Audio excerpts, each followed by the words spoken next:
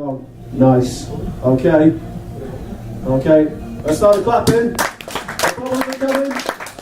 Okay, here she comes, Emily Long.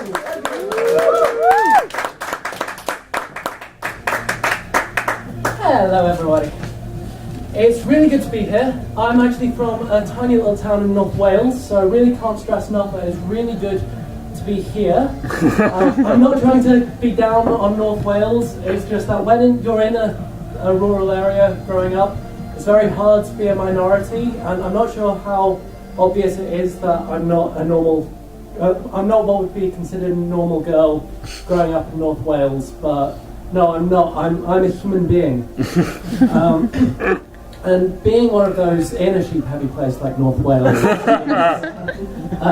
conditions are really terrible. I mean, we even still have segregated bathrooms, in that we have bathrooms. My parents always tried to make me fit in with all the other children, always dressed me up in these giant woolly white jumpers, but I always knew that I was different, and I think everyone around me did as well. Wherever I went, people would always yell, "Homo!" presumably to differentiate my genus from that of the Ovisaries around me.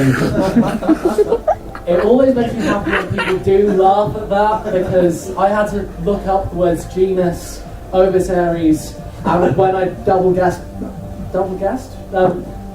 thought too much about it, the word homo as well, which means that basically that joke is too pretentious for the person who wrote it. But yeah, I should cut to the chase. I'm not dressed as a girl to right further up my arm, although that is a perk that they don't tell you when you start transitioning. I am onto you, Eddie Izzard. But no, I am in fact a transgender girl. I'm a girl who was born in a boy's body. If you couldn't tell I was born in a boy's body, then please talk to me after the show, because you're either really generous and nice, or you need medical attention. And while I don't have any medical expertise, I also don't have a job, so, you know, I've got to start somewhere. But no, I am transgender, and I bring this up mostly because I find it's very interesting, the difference between coming out in Wales and coming out in the rest of the UK. Because in the rest of the UK, most people have at least heard of a transgender person.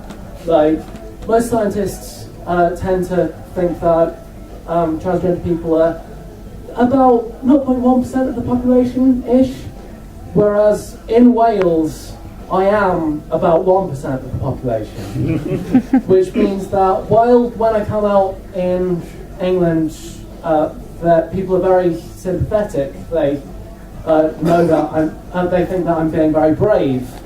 When I come out in Wales, people think that people are still sympathetic. They're sympathetic because they think I'm coming out as insane. But it's very different, the types of questions that I get in England and Wales. When I come out to people who know that transgender is a thing, they tend to be a bit more comfortable around me, which means that they ask slightly more personal questions. Like, I've had a lot of people ask me, where do you go to pee? Which is a fair question, because it's a question I ask myself whenever I come out. I usually come to the conclusion that I'm disabled enough.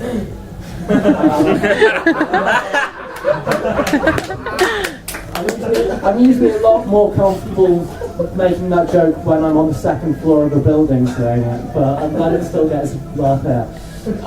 And they also ask me questions like, aren't you cold, dressed like you are? I'm not sure why they consider me to be a better person to ask that than any other woman in the world, but there we go. But yeah, whereas when I come out in Wales, they'll tend to ask me things like, are you sure you're not gay and confused? And I am both of those things individually. I'm one of the biggest lesbians I know. I'm absolutely against, well, the thing is, when you have a penis that you don't want for 21 years of your life, you kind of go off them. But it just really interests me, the train of thought that makes people think, okay, this person wants to be a girl, they must fancy guys, because while gender identity and sexual attraction are completely different things. There's no correlation there. I'd assume that the correlation was the other way around. Like, I wouldn't expect someone to sit back who was gay and think, okay, so I finally realised that I'm not attracted to the opposite gender at all. I think I don't understand how they could be attractive. I think they're ugly and God, I wish I looked like one, but I don't see how that happens. But maybe I'm just too much of a lesbian to understand that. But one thing that I get across the board whenever I come out to someone is, I think you're really brave for what you're doing.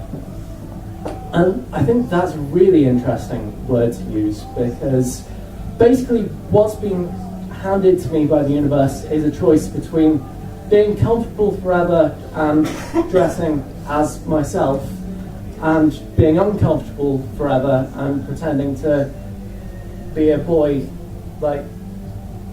I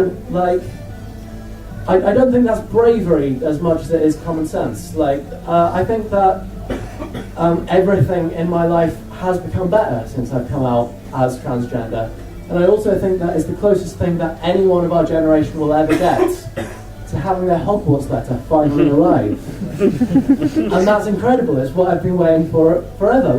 I finally realised why I've been insecure about everything forever. And what made me come to this realisation is that when I went to a psychiatrist to diagnose me with gender dysphoria, they were a very tall man with a beard, which means that when they said, "You're a woman, Mary," that clicked all of the boxes in my head. And what was great then was that I was in uni, so there was an LGBT society that I could join. LGBT, 4 houses, yeah.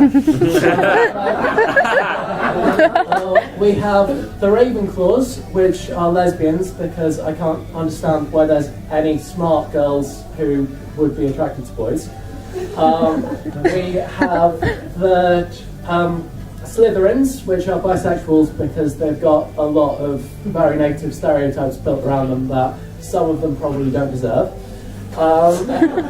We have the Gryffindors because, while I've just said that I'm not brave, I am still the main character of this analogy. And we have the Hufflepuffs because, while I'm sure they're all very nice, gay men don't have anything to do with my storyline.